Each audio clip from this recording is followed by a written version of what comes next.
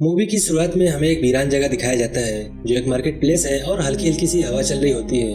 अंत में मार्केट में हर एक चीज बिखरी होती है और वहाँ कोई भी नहीं होता। फिर एक फैमिली के मेंबर धीरे धीरे सामने आने लगते हैं। फिर एक बच्चे को भागते हुए दिखाया जाता है जो इस फैमिली का छोटा बेटा होता है। वहीं दूसरी साइड में एक लड़की नंगे पांव चल रही होती है जिसका नाम रेगन होता है और वो एक डेफ होती है। कुछ ही देर में उनकी मदर वहाँ आ जाती है। वो एक सेल्फ से मेडिसिन उठाती है और अपने बेटे को दे देती है।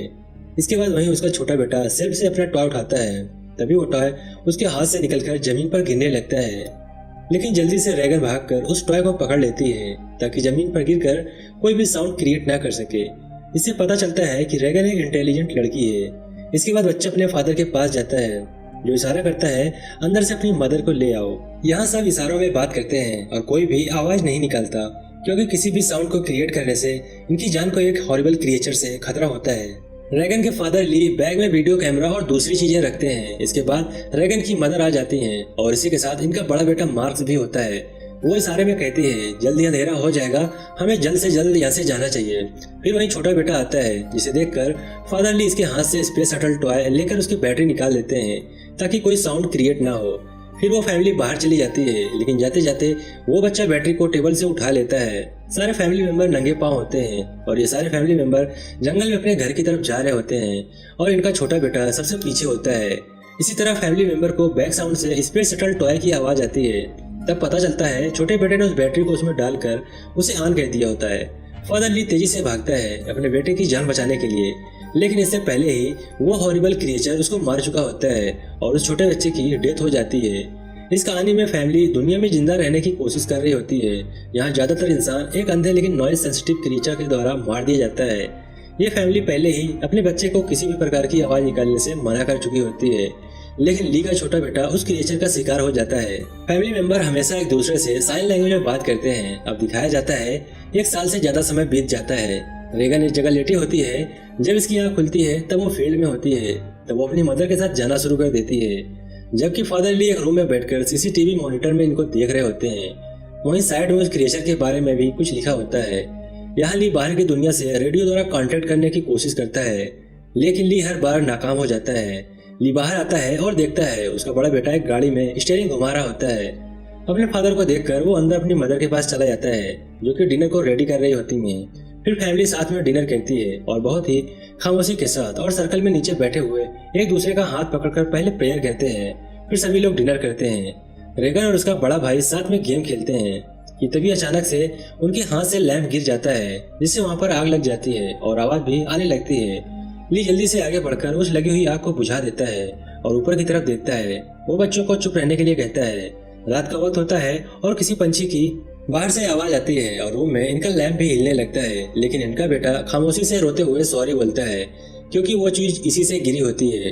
वहाँ पर वो हॉरिबल क्रिएचर आ जाता है, लेकिन इनको कोई नुकसान नहीं पहुंचा सका और वहाँ से चली जाती है क्योंकि ली सब कुछ पहले ही कवर कर चुका होता है। अब दिखाते हैं ली एक ईयरफोन बना रहा होता है रेगन के लिए क्योंकि इसको कुछ भी सुनाई नहीं देता। नेक्स्ट डे ली घर के बाहर सैंड फैला रहा होता है। फिर रेगन अपने पैरों पर चलते हुए दिखाई जाती है और वो घर के डाउन स्टेयर से नीचे जाने लगती है। तभी उसे कोई पीछे से जोर से पकड़ लेता है। रेगन बहुत घबरा जाती है, लेकिन वो उसका फादर ली होता है जो साइन लैंग्वेज से रेगन को कहता है तुम नीचे नहीं जा सकती। रेगन इशारा करती है कि मैं कोई छोटी बच्ची नहीं हूँ जो मैं शोर करूंगी। ली फिर उसे एम्पलीफायर दे देता है, लेकिन रेगन को पता होता है कि ये हेयरिंग एम्पलीफायर हमेशा की तरह काम नहीं करेगा और वो नहीं सुन सकेगी। लेकिन ली उसके हाथ में वो डिवाइस पकड़ाकर चला जाता है। इसके बाद ली घर से अपने बड़े बेटे को लेकर जंगल जाता है ताकि वो उसे कुछ स्किल सिखा सके, लेकिन मार्स अपनी मदर से कहता है मैं नहीं जाना चाहता। रियलिटी में वो उस हॉरिबल क्रिएचर से डरा हुआ था। तब इसकी मदर इसे साइन लैंग्वेज में यकीन दिलाती है कि तुम्हारे फादर तुम्हारी हमेशा हिफाजत करेंगे और ये जरूरी है कि तुम चीजें सीखो। वो तुम्हें काबिल बनाना चाहते हैं ताकि अपनी केयर तुम खुद कर सको और मेरा भी ख्याल रख सको जब मैं बूढ़ी हो जाऊंगी, जब मेरे दांत नहीं होंगे। वो स्माइल करती है जिससे मार्क रिलैक्स हो जाता है और स्माइल करके बाहर चला जाता है। फिर वहाँ रेगन आती है, इशारों में पूछती है कि मैं भी जाऊंगी, लेकिन ली उसे घर में माँ के साथ रहकर मदद करने को कहता है। तब रेगन जाने की जिद करने लगती है और ली के न ले जाने पर वो नाराज हो जाती है और गुस्से में वो घर आ जाती है और हेयरिंग एम्पलीफायर को सेट करने लगती है, सिर्फ ये देखने के लिए कि वो वर्क कर रहा है या नहीं। इसके बाद रेगन को अपने छोटे भाई की याद आती है जिसे उस हॉरिबल क्रिएचर ने मार दिया होता है। रेगन बाहर जाने के लिए अपना बैग तैयार करती है। दूसरी तरफ ली मार्क को नदी के किनारे मछलियां पकड़ना सिखा रहा होता है। नदी के बहने के कारण बहुत ज्यादा आवाज आ रही होती है। ली एक मछली को पकड़ लेता है, लेकिन तभी मछली के उछलने से नदी में आवाज होती है और मार्क बहुत ज्यादा डर जाता है और इशारा करता है कि हॉरिबल क्रिएचर हमें सुन न ले। लेकिन ली इशारे में बताता है नदी के पानी में बहुत ज्यादा शोर है और ये हल्की सी आवाज नहीं सुन सकेंगे, तुम यहाँ सेफ हो। तब मार्क अपने फादर से बात करता है कि आपने रेगन को क्यों नहीं आने दिया, कि आप छोटे भाई की मौत का जिम्मेदार रेगन को मानते हैं, इसलिए आपने उसे नहीं लाया। इस पर ली उसे कहता है नहीं। मार्क कहता है रेगन खुद को ब्लेम करती है, उस दिन जो भी हुआ वो उसकी गलती थी। तब ली कहता है इसमें किसी की भी गलती नहीं है और रेगन मेरी बेटी है। इसके बाद बाप बेटा जंगल में होकर जा रहे होते हैं। तभी उन्हें एक बूढ़ा आदमी नजर आता है और वो आदमी बहुत डरा हुआ होता है। उसी के सामने एक आदमी की लाश पड़ी होती है जिसे उस क्रिएचर ने मार दिया था। ली उस बूढ़े आदमी को चुप रहने को कहता है, लेकिन वो बूढ़ा आदमी चिल्ला देता है। इसीलिए ली वहाँ से भागकर मार्स को एक पेड़ के पीछे छुपा लेता है और उसका मुंह बंद कर देता है। तभी वो हॉरिबल क्रिएचर वहाँ पहुँच जाता है और उस बूढ़े आदमी को मार डालता है। घर में रेगन की मदर बेसमेंट की तरफ जा रही होती हैं। तभी उनका पाँव सीढ़ियों पर लगी एक कील पर पड़ जाता है। इससे वो कील पाँव में धंस जाता है। इससे बहुत ज्यादा दर्द होता है और हाथ में पकड़ा गिलास छोड़ देती हैं और जमीन पर गिरकर साउंड क्रिएट होता है। पर वो जल्दी से अपना पाँव कील से निकालकर नीचे आती हैं और रेड सिग्नल को जला देती हैं, क्योंकि उसे पता होता है कि वो हॉरिबल क्रिएचर साउंड से अलर्ट हो जाता है। तभी बेसमेंट के ऊपर वो क्रिएचर नजर आ जाता है और वो बहुत ज्यादा घबरा जाती है और खामोश होकर रो रही होती है। इसी खौफनाक क्रिएचर की आवाज लगातार आ रही होती है। जब ली और मार्स अपने घर की तरफ आ रहे होते हैं तभी उनको रेड सिग्नल दिख जाता है और वो समझ जाता है कि उसकी वाइफ बहुत ज्यादा खतरे में है और वो खतरनाक क्रिएचर उसे ढूंढ रही होती है और वो अपने साउंड सेंसर को यूज कर रही होती है कि तभी अलार्म बेल बज जाती है और वो क्रिएचर वहाँ पर हमला कर देता है। घर के बाहर ली मार्स को टॉर्च आउट लाके देता है और उसे आगे जाने को इशारा करता है और कहता है मुझे तुम्हारी जरूरत है, तुम साउंड क्रिएट करो जो कि बहुत तेज हो और तुम्हारी माँ को भी तुम्हारी जरूरत है। मार्क्स बहुत ज्यादा डरा हुआ होता है, लेकिन वो मान जाता है। वो क्रिएचर अभी भी घर के अंदर होता है। मार्क्स जल्दी से जाकर घर के बाहर रॉकेट जला देता है जिससे एक धमाका होता है जिससे बहुत ज्यादा लाउडनेस होता है। ये साउंड सुनकर वो क्रिएचर उस तरफ भागती है। अंदर ली अपने घर में चला जाता है और वो अपने वाइफ के पास पहुंच जाता है। वो देखता है उसकी जान बच गई है, लेकिन उसके हाथ में न्यू बॉर्न बेबी होती है। मार्क अभी घर से बाहर ही होता है कि अचानक से मार्क भागने लगता है। उसे लगता है वो क्रिएचर उसका पीछा कर रही है और वो खेतों के बीच में भागता है। अंधेरे में वहाँ रेगन पहुंच जाती है और अंधेरे में मार्स की टार्च वहाँ पड़ी नजर आती है। इसी दौरान वो क्रिएचर रेगन के पीछे आकर खड़ी हो जाती है। रेगन एम्पलीफायर से साउंड सुनने की कोशिश कर रही होती है, लेकिन उसको सिर्फ विसल की आवाज सुनाई दे रही थी। इसी तरह वह क्रिएचर भी उसे सुनने की कोशिश करता है, लेकिन उसको कोई भी आवाज सुनाई नहीं देती। इसके बाद वो क्रिएचर वहां से चला जाता है। रेगन वहां पड़ी टार्च की तरफ बढ़ती है, लेकिन तभी कोई उसका हाथ पकड़ लेता है और वो मार्स होता है। दोनों एक दूसरे को गले लग जाते हैं। अब घर में रेगन की मदर ठीक होती है, जो कि न्यूबॉर्न बेबी को ऑक्सीजन मास्क लगाकर साउंड प्रूफ बॉक्स में बंद कर दिया जाता है।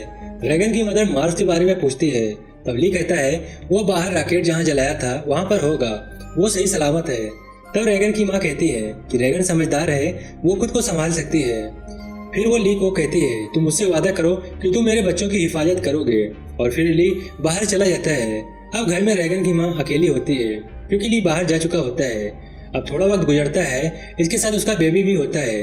पानी का पाइप दिखाया जाता है जो कि टूट गया है और बेसमेंट में पानी आने लगता है। फिर ये दिखाया जाता है कि रेगन की माँ अपने न्यूबॉर्न बेबी के साथ वहीं पर होती है कि अचानक से वहीं पर वो क्रिएचर आ जाता है और वो पानी में होती है जो साउंड को डिटेक्ट कर रही होती है। वो क्रिएचर रेगन की मदर के सामने होता है, जिससे उसकी मदर बहुत ज्यादा डर जाती है, लेकिन मुंह से एक लफ्ज नहीं निकाल सकती। उसे यह भी डर होता है कि उसकी बेटी कहीं रोने ना लगे और इस क्रिएचर को अलर्ट ना कर दे। दूसरी तरफ रेगन मार्क के साथ ग्रीन सॉइल वाली जगह पर होती है जहाँ पर वो आग जलाते हैं, जिसके उसके फादर देखकर उनको ढूंढ ले। फिर वो रेगन वहाँ से निकलने को कहती है, लेकिन मार्स मना कर देता है। फिर अचानक मार्स चल रहा होता है कि तभी उसका पाँव उस टैंक के अंदर चला जाता है, जिससे वो नीचे एक डोर से लटक जाता है। यहाँ एक ग्रेन स्टोर होता है। रेगन उसे हिलने डुलने से मना करती है क्योंकि वो उस अनाज के अंदर धंसता चला जा रहा था। गिरने की वजह से उसके दरवाजे से एक साउंड क्रिएट होता है, इसलिए उस क्रिएचर का ध्यान उसकी मदर से हटकर उस साउंड की तरफ चला जाता है और वो उसकी तरफ मूव करती है।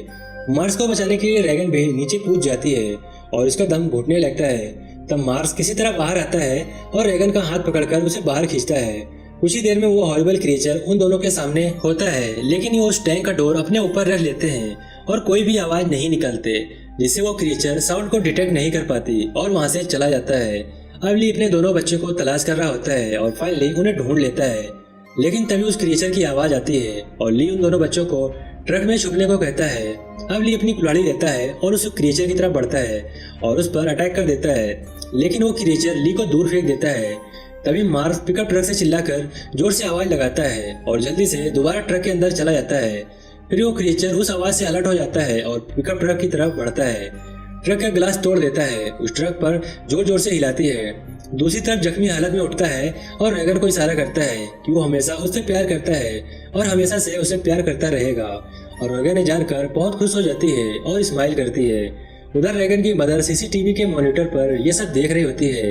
अचानक से ली जोर से चिल्लाता है और वो क्रिएचर उस ट्रक को छोड़कर ली की तरफ तेजी से बढ़ता है और ली को जान से मार देता है और ली अपने बच्चे को बचा लेता है। नेक्स्ट सीन में दिखाया जाता है रैगन और मार्स की मदर बच्चों को लेकर घर में आ जाती है। तभी रैगन सीसीटीवी मॉनिटर वाली जगह पर जाता है। वहां जाकर उसे अपने फादर की याद आती है। वो रोने लगती है और उसकी मदर भी उसके पास आकर रोने लगती है। न्यूबॉर्न बेबी मार्स के पास में होता है। तभी अचानक से लैंप हिलने लगता है और वो हॉरिबल क्रिएचर दोबारा घर में आ जाती है। रैगन की मदर इस पर गन पॉइंट करती है और कोई भी आवाज नहीं निकलती। वहाँ पूरी तरह से खामोशी होती है, लेकिन रेडियो कनेक्टिविटी की आवाजों से वो क्रिएचर उस तरफ अलर्ट हो जाती है और फिर से उस मॉनिटर को तोड़ देती है। तभी रैगन की नज़र उसके फादर के लिखे टेक्स्ट पर जाती है, जहाँ लिखा होता है व्हाट इज दिस वीकनेस।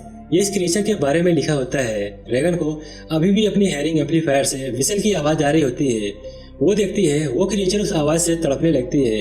यहाँ पता चलता है एक तेज सीटी की आवाज इसकी वीकनेस है, इससे वो भागती है। रैगन उस एम्पलीफायर को माइक्रोफोन पर डाल देती है, जिससे वो खौफनाक क्रिएचर भागने लगता है। लेकिन कुछ ही देर में वो दोबारा से वो क्रिएचर वापस आ जाती है। लेकिन रैगन की मदर इसको गन से शूट कर देती है, जो इसके सिर को उड़ा देती है और वो क्रिएचर मारी जाती है।